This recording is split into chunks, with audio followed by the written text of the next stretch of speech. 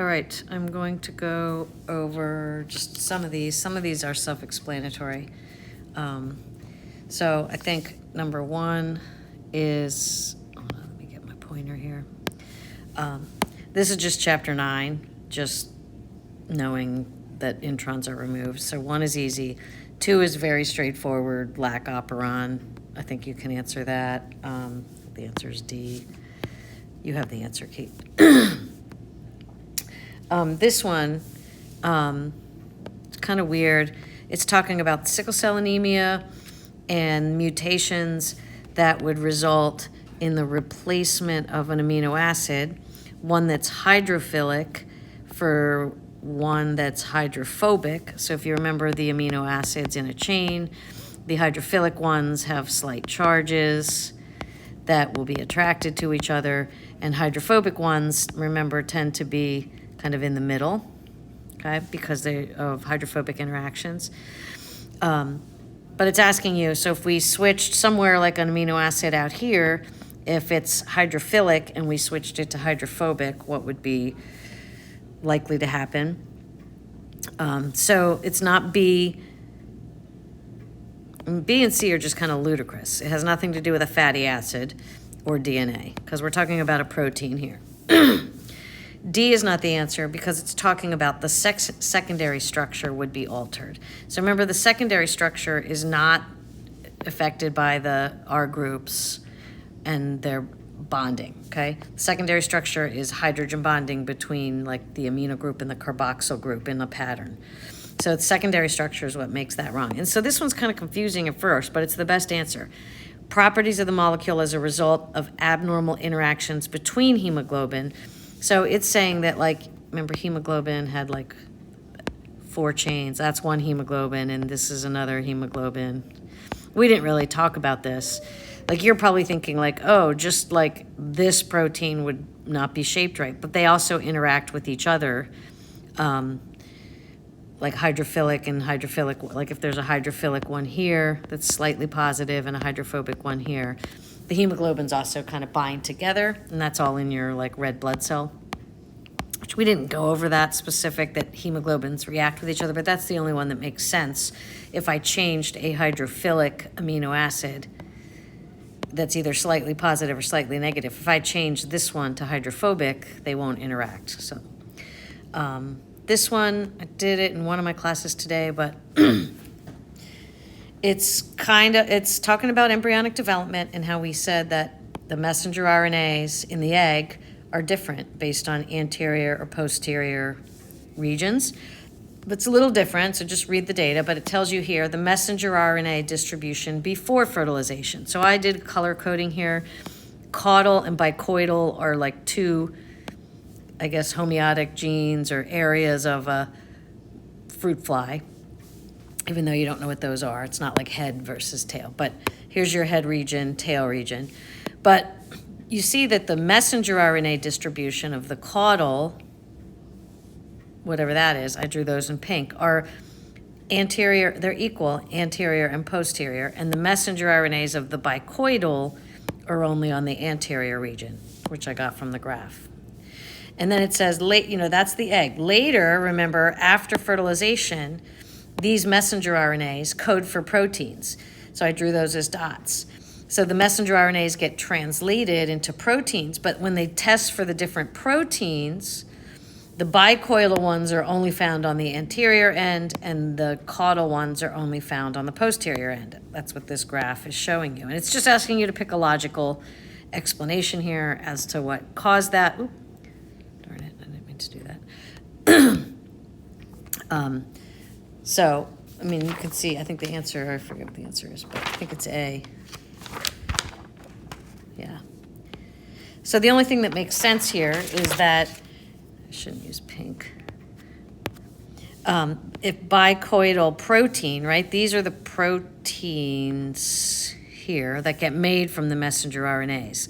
So the only thing that makes sense, because you had pink caudal messenger RNAs in the anterior region, but you didn't get pink proteins translated. The only thing that makes sense is that somehow this bicoidal gene, mRNA protein, blocks you have messenger RNA here, but it blocks the expression. It's just based on the data.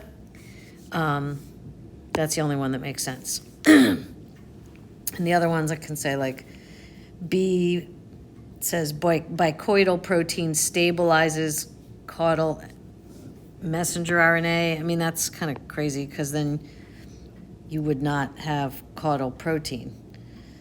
I don't know, these just don't make sense. I can go over it later. This one we kind of talked about in class. It's just kind of logic. It's kind of a weird one. Nothing to do with anything we learned. It's just picking the thing that makes sense to save energy by reabsorbing this into the body instead of wasting the energy having it come off. That's just a weird one. This is also talking about embryonic development. Remember we talked about induction, which is the paracrine signaling that goes on close by cells. So it's talking about, cell number 3 and cell number 4 in an early embryo. And it gives you sort of the information here. And then you're just kind of, again, picking out the logical sort of answer here. So the answer is A. So that makes sense. If it says here that if they're separated from each, so 3 and 4 obviously have to interact, okay? And it tells you here, okay, so 3 is going to become muscles and glands.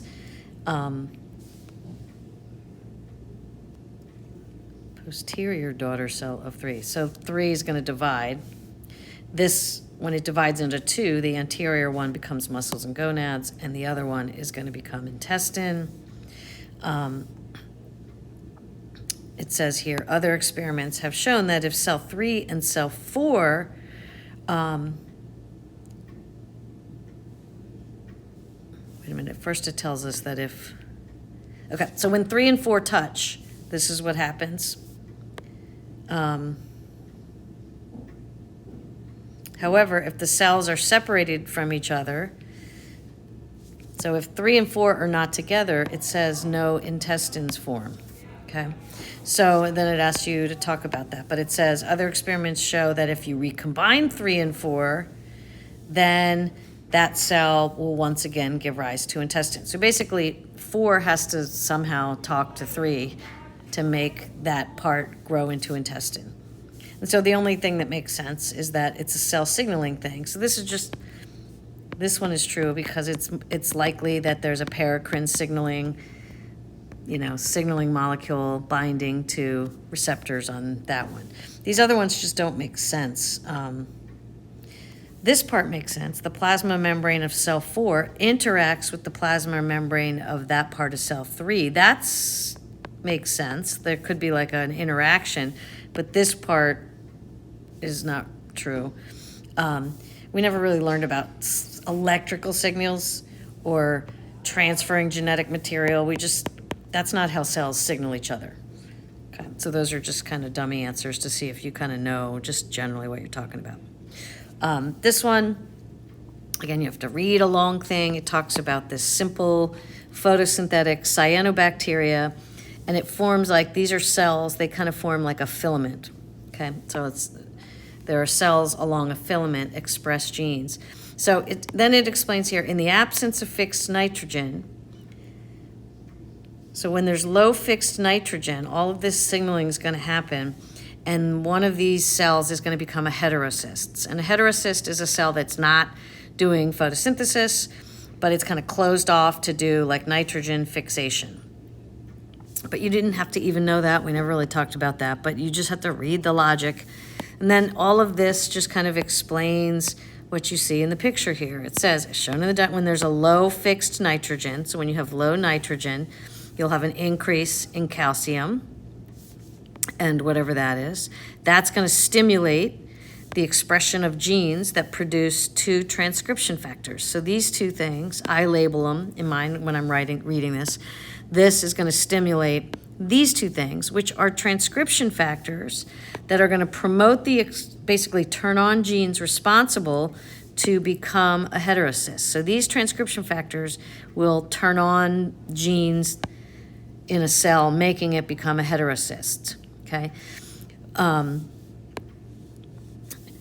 There's another thing that HTR, this transcription factor does. It also causes the production of this other signaling molecule, which is going to block heterocyst formation in like all the cells nearby, because in these filaments they only want, like every so often they want a heterocyst that can fix nitrogen, and you have to close it off from oxygen. All these other cells are just going to do photosynthesis.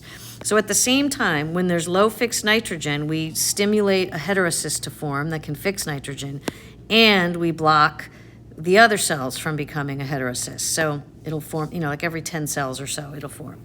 You just have to understand that. If you just understand that, this is nothing we memorized, but it's just kind of logic that that's the only one that is true. This, like, letter B is not true. I'm just going to say no because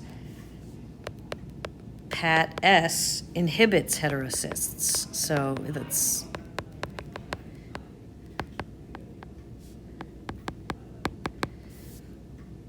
So it's saying Pat S would cause more heterocysts, and that's not true. It tells you right here, Pat S inhibits heterocysts. So it's just backwards from the data. You just have to read the data. This letter C is wrong because this should, say low. Okay. In an environment with abundant fixed nitrogen, free calcium levels should be, so when you have low fixed nitrogen, okay, you have high calcium. So when you have abundant fixed nitrogen, if you have a lot of this, you should have low calcium. It's just understanding the data. This one is just kind of a crazy, it's saying if you have fixed nitrogen, you lose a whole gene. That's just kind of kooky. I don't know how you spell cookie, but like that's just, they're throwing in a dummy answer there for people that don't know anything. You don't like lose, a gene doesn't just pop out of a cell. Okay, so it's just about understanding that. This one, I don't know that I want to go too much into it because this was back in the cell signaling pink packet because it's a cell signaling question, but it's also talking about, you see here that there's a C1 is a transcription factor that is going to go into the nucleus and start transcription of certain genes, which back then you maybe didn't know, but probably these are genes that are promoting cell division because it's telling you that this scenario, when the hedgehog signaling molecule is present, you find an increase in pancreatic cancer.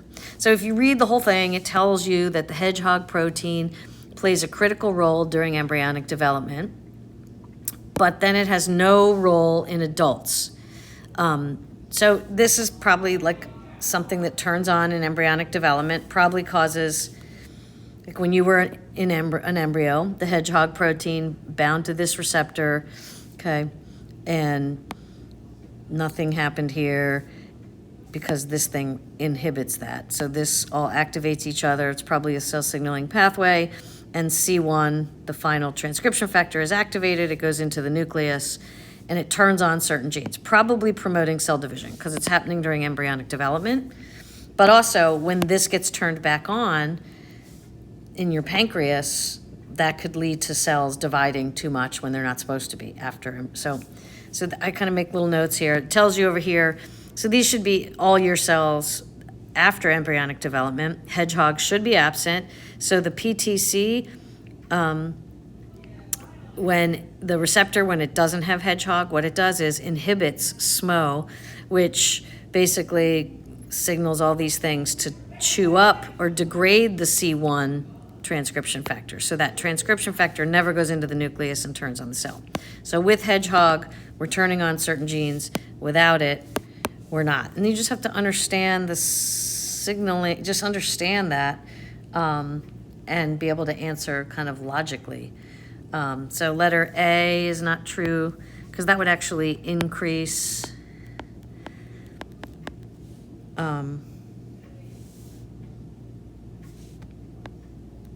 that, right? If we're trying to treat pancreatic cancer, we're trying to not have this occur. We're trying to block this. We're trying to have this happen. And so you're just picking the thing. I narrowed it down to B and C. Like I said, it always narrows down to kind of 2. D is not true because that will cause more, this would also cause more cell division, which is what we're trying to block in cancer. All right, so it's going to just cause this to happen more. So if we inject people with the CI transcription factor, that's just going to make this happen more. That's not going to help pancreatic cancer. So B, it comes down to B and D. But I wrote down here, B, maybe, but it's kind of far-fetched. We could inject patients with other cells so that the hedgehog protein would bind to those instead of these cancer cells. I mean, that kind of might work, but that just seems crazy and far-fetched. It seems better to just treat people with something that binds to SMO.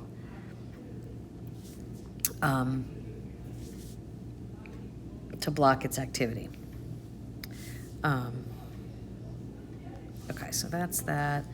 I don't know if I want to go. This is just talking about apoptosis. You guys already know. It's when you have a hand and then it forms, like you have apoptosis happening here. That's kind of from a past unit. Ooh, 10 through 12 is on a different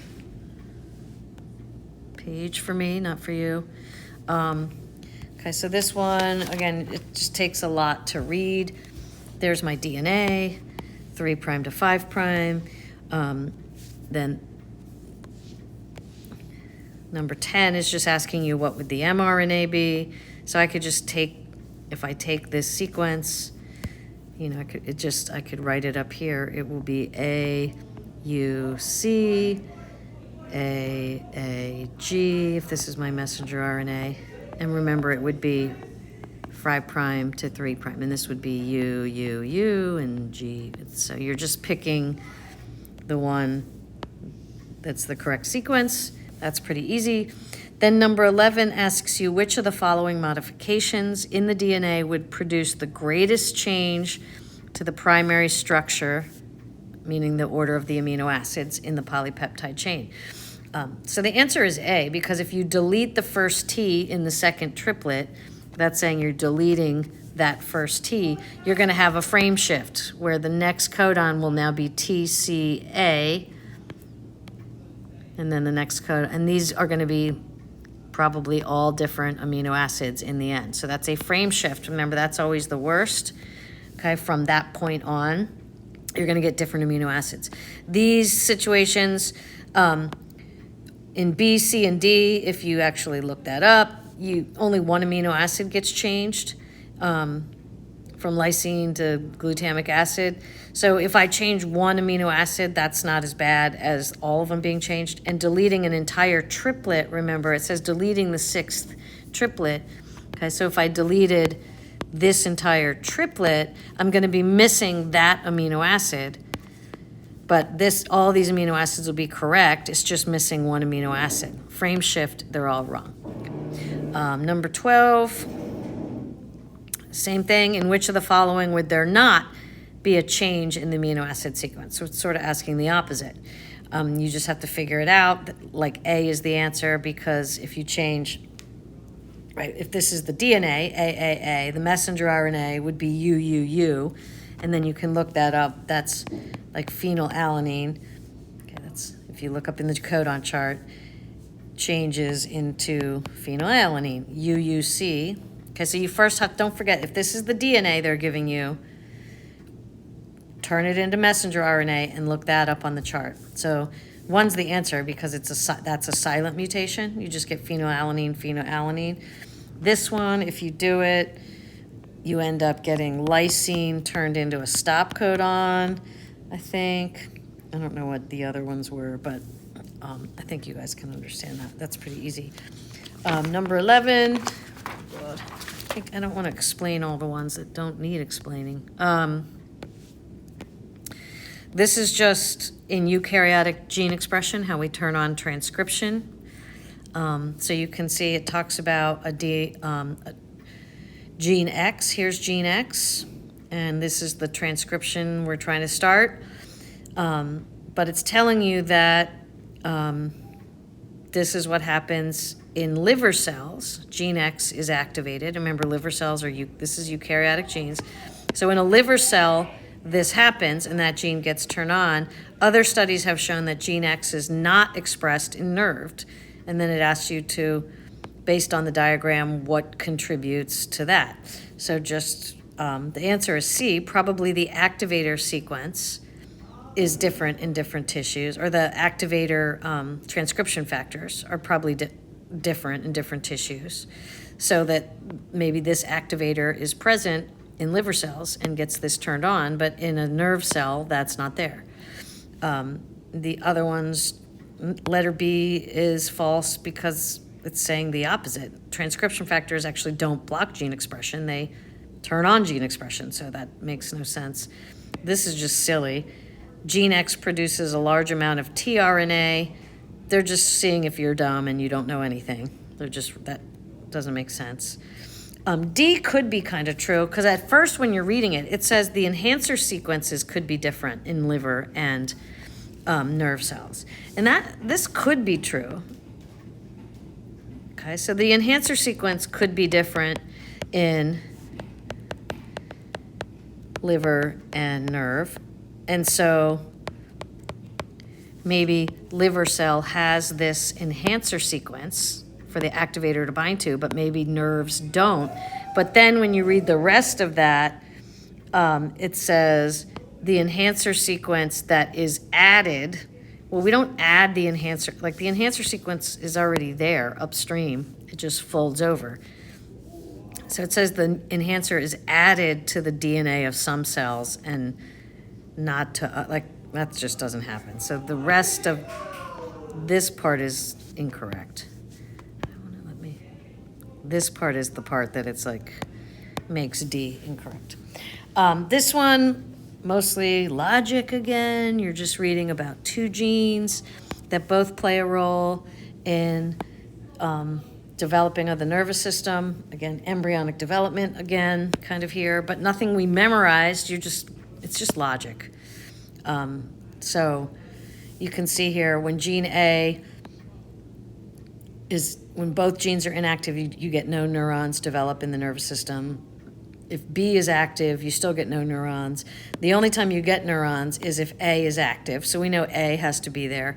And when B is present or not present, you see B, when gene B is active, you get less neurons than here. You get the normal number.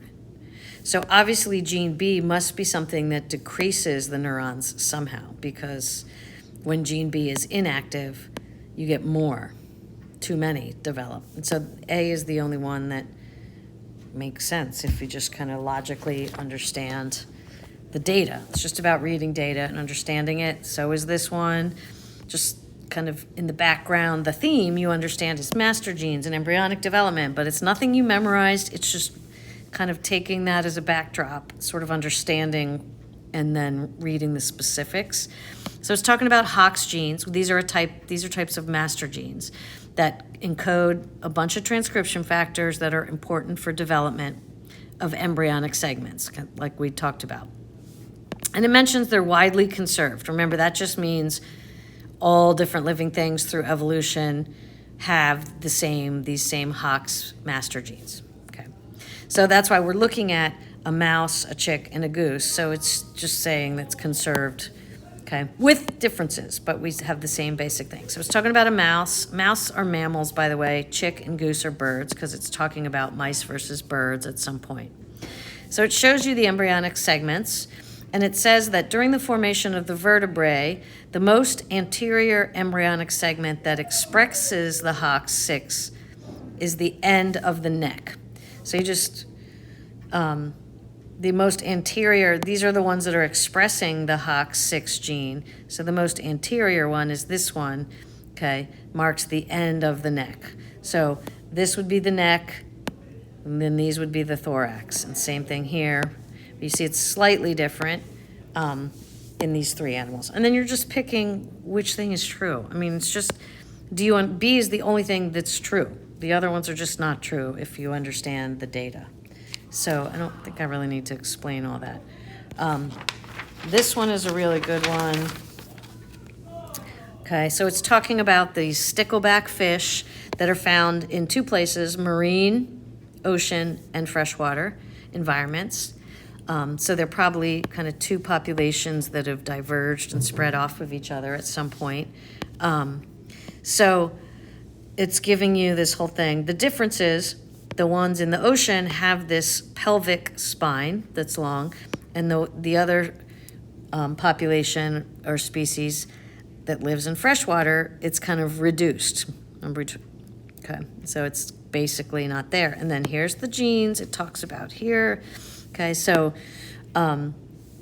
it shows you that the PIX1 gene is a gene that influences the formation of jaw, pituitary gland, and pelvis. So you can see here's the PIX1 gene with its promoter, and we have jaw, pituitary, and hind limb, which would be where the pelvic spine is, enhancer sequences. So this same gene can be turned on to become jaw or pituitary or hind limb if different activators bind to this in different tissues. So you can read through all that. It explains all of that during different times of embryonic, different tissues and different times. But it says that if you look at the gene sequence of this stickleback fish, the enhancer region has a mutation in it, which means there's no, remember, activators or things that can bind to the enhancer regions as a transcription factor. So that means the activators can't bind to that, which means that in those cells of the fish, you can't turn on the PIX1 gene and form a pelvis. Okay.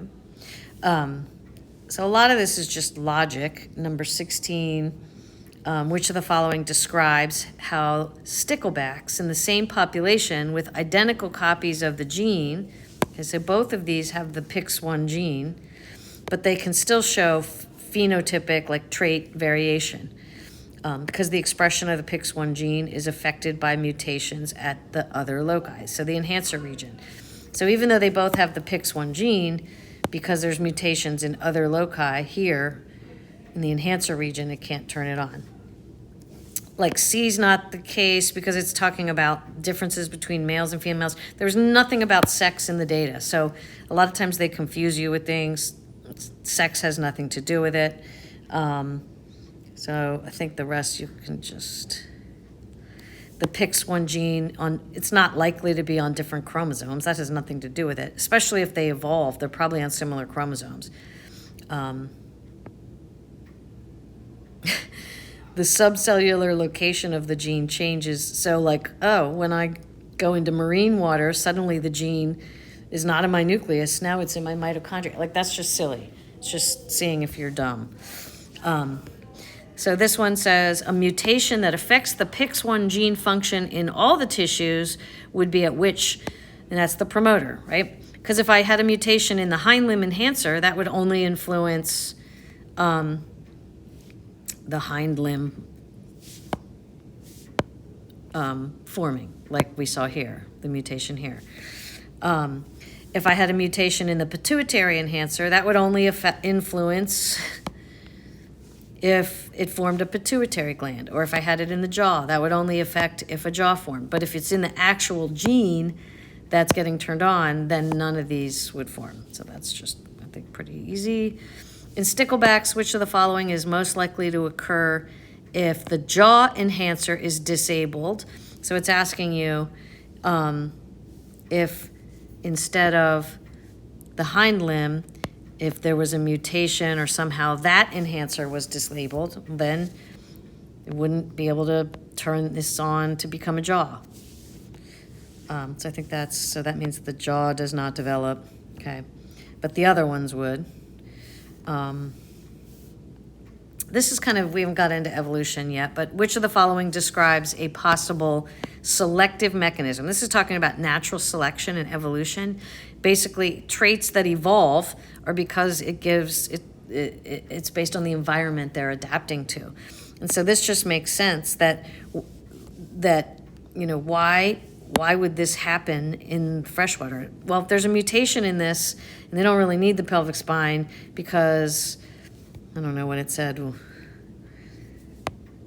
it helped them to escape predators better because they can slip into small spaces. Natural selection might have promoted this being blocked so that the spine doesn't develop because they can hide better. So we're going to get into natural selection. So I wouldn't ask that on this test because we haven't really done evolution yet. Oh God, this one's a rough one. This is getting long, but so if you've read it already, it's talking about there's a gene, how some organisms can produce vitamin C, which is also called ascorbic acid. There's a gene called the Gulo gene that codes for an enzyme that allows that organism to make its own vitamin C instead of eating it.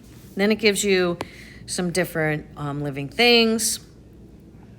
Some are primates. These are all primates. These are non. And whether they can or they can't. So elephants, mice, and lemurs, they can make ascorbic acid, so they have a functional Gulo gene, whereas these guys down here, it says they can't make it, so they have what we call, basically the Gulo gene has a mutation in it, and we call it a pseudogene, where it's not working. It's just got a mutation in it, so it can't make the enzyme. So it gives you kind of the background. So that's just the gene we're looking at. This is the Gulo gene, okay, and you can see, and it says here, it's in the non-template coding side of the DNA, okay? And it says it down here. So this is the DNA sequence, but notice it says from 5' to 3'. This is the non-template coding strand. So the messenger RNA is basically the same as this one. So for example, let's say you have your let's say this is your DNA. And initially you have like a TC, I'll just do one codon, and this is a GG, right? So here's your DNA. If this is the coding strand, if this one is the coding strand, okay, that means this one is the template strand, okay? So when you make messenger RNA, you're doing it to this one, like UCC. But what you see, like the messenger RNA is basically going to be the same sequence as the coding strand, but U's in place of T's. So that's what makes this kind of confusing. So it's telling you here, like for example, if it's TCG in the DNA, in the coding strand, in the RNA, it's going to be UCG. So you're not base pairing. So it's giving you this strand, the 5' to 3', the coding strand, not the template. So you can get to the messenger RNA however you want, but you need to get to the messenger RNA so that you can look up the codons in this chart. And it tells you here that, orangutan, chimps, and humans, if you take this information, these guys have the pseudogene, so I just kind of like to write that on here. These have the non-functioning gene. But then it asks you, if you go to number 20, it says, comparison of DNA sequences in table 2 suggests that a functional Gulo gene in lemurs can have a G, C, or a T at position 21. Okay, so go back to lemurs, and it's talking about this position right here. Okay, so it's talking about position 21 in lemurs. And it's saying it can basically be anything, and it's asking you, it's going to ask you why. So I just took, so if that's my DNA TCC, and it's saying that this can be anything, so if it's TCC, like it is here, the messenger RNA would be UCC. Remember, it's the same as this, but U's in place of T's. If it's TCT, or TCG, basically it said that I can get any, that's position 21. And you can see that no matter if it's TCG, TCT, or TCC, these are my messenger RNAs, and if I look these up in the chart, they all code for serine. So it's a silent mutation if there's a mutation at position 21 in lemur. And then it also says, so like I'm looking at a substitution at position 21 would result in no change to the protein. So A and C are in contention here. You're not going to get a different amino acid or whatever. So those two are not true. And then it's asking you also about position 22, if there's a substitution at position 22. Okay, so it says you can have a GC or a T at position 21, but only a G at position 22. So let's go back here to lemur, position 22. It says you have to have a G there, which is the first letter of this codon. You can see the codons are in the shaded, so you can see it. So I kind of took this down here. Okay, so it's telling you position 22 has to have a G there, right? Like it does. It has, in lemurs, it's GAG. The messenger RNA would be then CUC, and that gives you leucine. If I change G to a C, I get valine. If I change G to a T, I get isoleucine. If I change G to an A, I get phenylalanine. So it has to be a G, because if I change that number 22, I get a different amino acid. So that's a lot. So that's what basically this is saying. So it's saying a premature stop codon or an amino acid with different biochemical characteristics. So the only A has both of those true. It's a lot of work for one question. So I don't know, then it asks you more here. It says, which of the following is the most likely to affect most likely effect of the mutation at nucleotide 7 in humans? So like you look here, if you go back to humans, okay, you can see that the base or the nucleotide number 7 isn't there. So it's probably deleted. So what's going to happen, you notice there's a frame shift. So this used to be a codon. Now this is the codon. Okay. So it's most likely the deletion that caused a frame shift that changed that and made it the pseudogene in orangutans, chimps, and humans. 22 is also, and 23 are kind of about evolution again. It's asking you kind of why would this happen? Like why would lemurs have a functional gulo gene and make ascorbic acid, but other primates like humans, chimps, and orangutans have a pseudogene that doesn't work? What best explains that? And this is evolution, so that's coming up. But obviously, the environment kind of affects which genes can survive and are expressed. So food sources where non-Madagascar primates lived, okay, like humans, not the lemurs, humans, orangutans, and chimpanzees, maybe what we were eating had ascorbic acid in the diet. So it didn't matter if we had a functional gulo gene. These we haven't learned, these are cladograms, but time kind of goes, you're kind of reading time from here to here and kind of speciation events when things split from each other in evolution. It asks you where's the point that gulo gene mutation happened to make it a pseudogene. So if you go back and you look, right, only humans, chimpanzees, and orangutans have the mutation to make it a pseudogene. So the mutation had to occur before orangutan, chimp, and human evolved. So this is the one that makes sense. The mutation happened there, so anything evolving from that line is going to have the pseudogene. None of these other ones make sense. If it happened here, everybody would have the pseudogene. If it happened here, only lemurs would have the pseudo. But that's evolution again, so that won't really be on this test. This one's easy. It just tells you, suppose there's like this G, you have a GC pair. What if this G turns into an A and you have a mismatch here? Then when this replicates, A is going to go with T and C is going to go with G. So this is what it would look like. A is going to go with T and C is going to go, just pick the one that matches. But you really only have to look at the mutation in that one. The rest of it's all the same.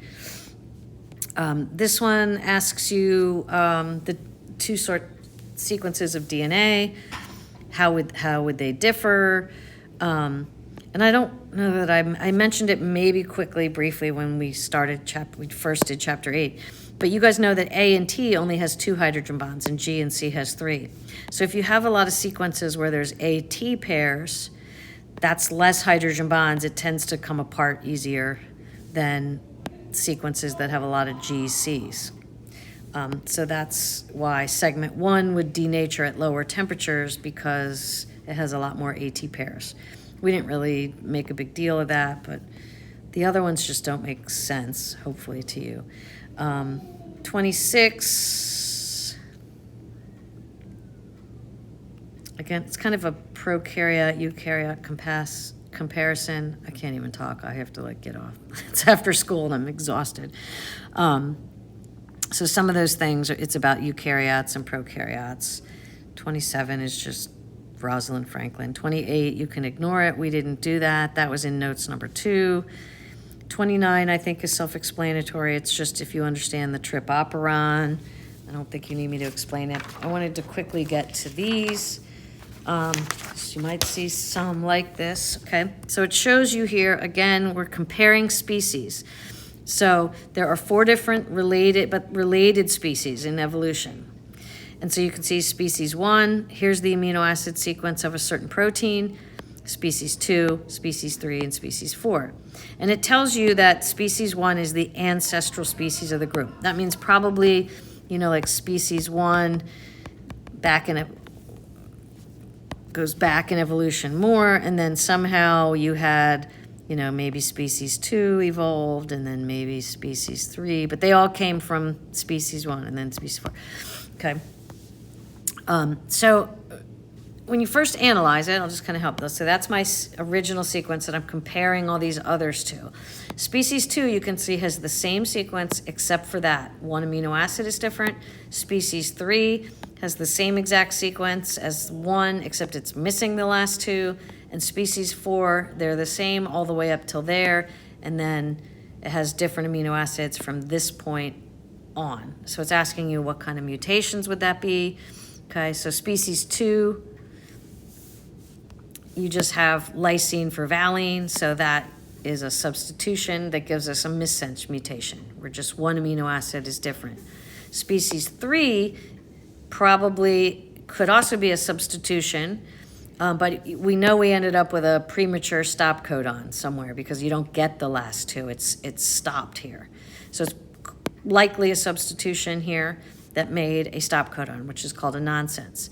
Then it asks you to predict for species 4 and justify it. So you're going to say, because it's different from here down, it's probably a frame shift, which could be an addition or a deletion that happened somewhere right here in the DNA sequence that codes for these.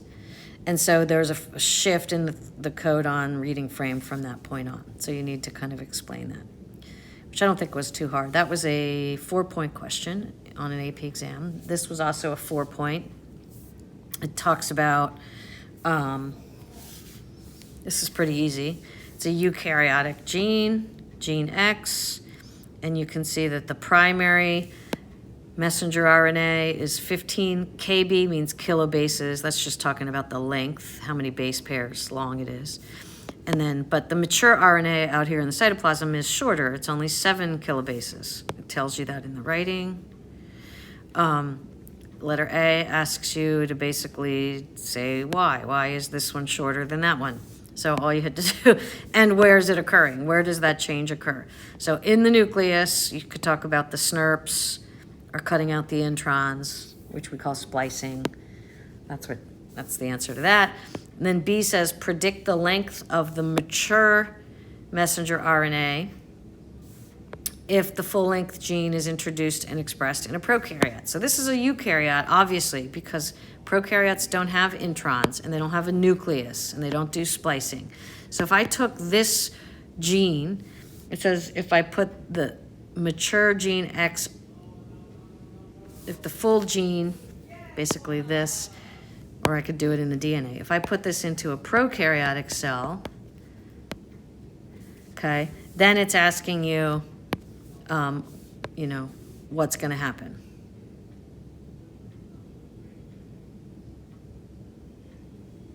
Oh, so we put the full-length gene in. What's this going to be? It's going to still be 15 kb because prokaryotes don't have introns, so they don't have SNRPs, they don't carry out RNA processing. So we're going to see in bioengineering, it's an issue. When I'm putting a eukaryotic gene into a bacteria, they have no way to process the introns, which we'll talk about later. This one, it gives you this whole scenario here. You have different tissue types, different genes, and then it shows you which genes are being expressed in which tissue type. And letter A asks you, based on the data, identify the gene that's most likely to code for a protein of glycolysis. So glycolysis, we haven't done cell respiration yet, so if I were to put this on the test, I would explain that glycolysis is part of cell respiration going on in the mitochondria. So this is a constitutive gene. Okay, so, or we also call it a housekeeping gene, where we said certain genes, like cell respiration genes that are expressed in all tissue types, need their mitochondria working. We call that a constitutive gene. And so basically, you're going to pick gene, the only one that's being expressed in all tissue types is gene G. And you're going to say, because it's expressed in all the tissues, it must be constitutive. It's the only gene expressed in all the cells. And then B says to give a reason. So a researcher observes that some tissues might have a lot of messenger RNA coding for gene H, but not always then following that up having a lot of gene H protein. Okay, so provide a reasoning why you could have a high mRNA level of gene H, but no gene H protein. So basically, I don't even think the answer key, this is a better answer key than the one they give you. Anything after transcription that decreases the amount of protein you get could be your answer. You don't have to list all of these. This was only a 3-point question, or I don't know, 1 or 2 point question. But basically anything after you already have you have gene H messenger RNA, it says, but it's not following through and getting protein H. Oops, I can't spell. And so something in here, you could have listed any of these things that we talked about. Maybe there's an antisense RNA that's blocking that messenger RNA from being translated. Maybe there's an inhibitor blocking the leader sequence, so it's blocking translation of the ribosome. Maybe there's no MG cap that was put on to the messenger RNA, so it can't leave and get translated. Maybe there's no poly A tail, or maybe there's an AU tail. Wait, these are the same thing. That's the same thing, okay? So it could be anything there. And I believe that's it. Okay, all right, that was long, bye.